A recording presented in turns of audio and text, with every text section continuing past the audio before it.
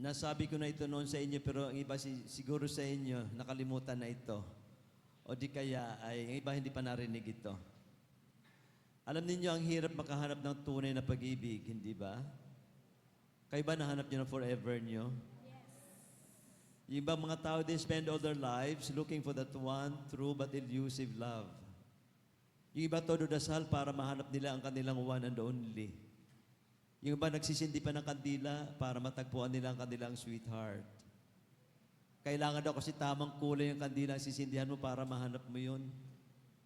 Kapag young single ka raw, dapat sisindihan mong kandila ay kulay puti. Para makahanap ka ng busilak na pag-ibig, pure love. Kapag may asawa ka raw, dapat sisindihan ninyong kandila ay kulay pula. Para laging naglalagablab ang pag-ibig ninyo mag-asawa. Lagablab talaga. Kapag byuda ka raw, dapat sisindihan mong kandila ay kulay purple. Para malalaman ng mga tao sa paligid mo na available ka na uli. Pero pag matandang dalaga ka o matandang binata, ang dapat sisindihan mo raw ay katol. Para hindi ka lamukin sa kahihintay. Ang hirap makahanap ng tunay na pag-ibig. Saan ba tayo makahanap ng tunay na pag-ibig? Ngayong araw na ito, pinagdiriwang natin ang solemnity ng Most Holy Trinity, our God. At alam natin, ang ating God is a God of love. Ang Diyos ay pag-ibig. At hindi lang basta pag-ibig, kundi perfect love. At doon tayo matututo kung paano tayo tunay na magmahal. Sapagkat when love is perfect, you can only experience pure joy and pure serenity. Kapag may kulang sa pag-ibig, marami magulo-gulo minsan. May mga salusan, may mga kulang sa trust, may mga stresses. But when love is pure, you also experience pure joy and serenity. Ano ba ang mga qualities ng pag-ibig ng Holy Trinity na dapat nating matututunan as we try to love one another? Ang unang quality ng pag-ibig ng Most Holy Trinity is that it is constant. Tuloy-tuloy. Walang tigil. Hindi humihina, hindi nagmamaliw, tuloy-tuloy lang. Hindi ba ang pag-ibig natin minsan kulang-kulang o kaya putol-putol? Kapag nagagalit tayo, parang wini-withdraw natin yung ating pag-ibig. Kahit nagalit tayo sa labas, pagdating natin sa bahay, galit din tayo sa asawa natin, napagbubuntor natin ang ating mga asawa. Because our love as human beings is not as constant as the love of God. Sana matutunan natin na kahit galit tayo sa labas, pagdating natin sa bahay, nandun pa rin ang pag-ibig natin sa mga tao sa loob ng ating mga tahanan. In fact, sasabihin natin sa kanila ang ating galit. I-share natin sa kanila para matulungan tayo to overcome our anger and our stresses from our work. Ang pangalawang katangian ng pag-ibig ng Trinity is that it is unselfish. It is pure giving. Kaya nga dito sa ating ebanghelyo, ang sabi, God so loved the world that He gave His only Son. It is self-giving, unselfish. And the Son also gave Himself totally in order to express the love of the Father for the world.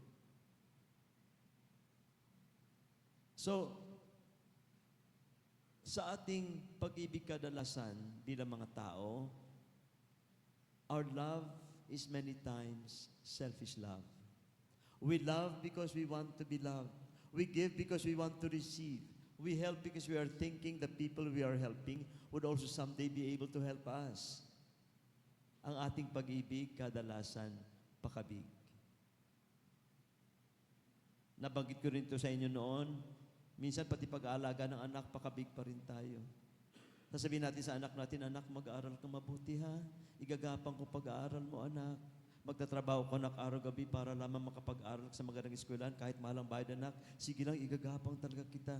Sapagkat anak, kapag ka nag-graduate ka sa isang magandang eskwelahan, isang magandang kurso, sigurado balang araw pa nag-apply ka ng trabaho, nag-business ka, anak, maging malaking kikitain mo, anak.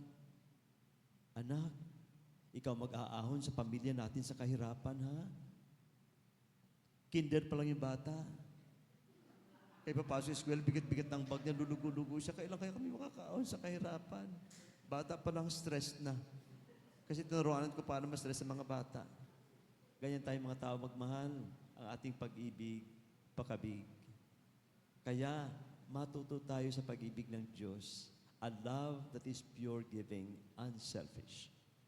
Ang pangatlong katangian ng pag-ibig ng Diyos is that it is always faithful. Ano man pagdadaanan, always faithful.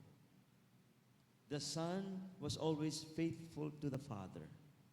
Ano mang tinuro ni Jesus sa atin, galing lahat sa Ama. He did not sway or stray from the teaching of the Father, from the will of the Father.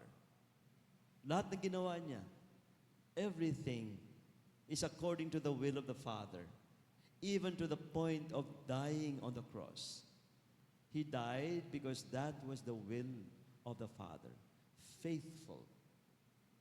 And the Father was also faithful to Him. Kahit na dinala ng Ama o itinulak ng Ama ang kanyang anak sa kamatayan sa krus, in the end, hindi rin niya pinabayaan because Jesus rose from the dead. Kaya hindi talaga siya iniwanan ng kanyang ama. Habang nakabayubay siya sa krus, hawak-hawak ng ama ang kanyang mga kamay. The Father was always faithful to His Son. And the Holy Spirit, faithful to the Father and the Son. Lahat ng guidance ng Holy Spirit sa atin ngayon, it is according to the will of the Father, manifested by the Son. Lahat ng biyaya, ng grasya na binibigay sa atin ng Holy Spirit ay galing lahat sa Ama at sa Anak. Faithfulness. Sana matuto tayo bilang mga tao to be faithful, na kahit walang nakatingin, kahit walang nakakaalam, we try to be faithful to the good, to what is just, to what is right. Kadalasan sa atin ngayon, pagka walang nakakita o walang makakaalam, may ginagawa tayong unfaithful things. Ang pang-apat na quality ng pag-ibig ng Diyos is that it is inclusive. It includes the whole creation. It includes the whole humanity. The Father, Son, and Holy Spirit shared the same mission na ipalaganap ang kanilang pag-ibig sa buong mundo, sa buong sangkatauhan. Without exception. Kaya, kahit na anong relihiyon, kahit anong pananampalataya, kahit kriminal, kahit makasalanan, we should never withdraw our love from them. Because that is the love of the Trinity. It includes everyone. When the Father sent the Son into the world, it is to redeem the whole world. And when the Spirit was sent by the Son, it was to guide, to illumine the whole world and the whole humanity. Kaya matuto tayo na kahit mga kaaway natin, kahit kasuklam-suklam, kahit mga sinungaling, kahit na nag-stage ng kung ano-ano mga attack na hindi naman totoo, namumuhay tayo, nagagalit tayo. But we try to forgive to understand, and to love. Because that is the love of God.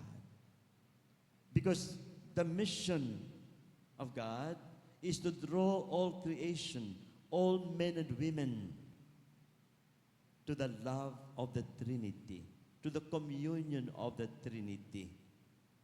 We have experienced that love through creation and redemption. Let us spread this love by caring for the whole creation and by caring for every man and woman that we meet along the way. My dear brothers and sisters, if we share this love of the Trinity, for sure, we shall share in the pure joy and partake in the pure serenity that exists within the Trinity.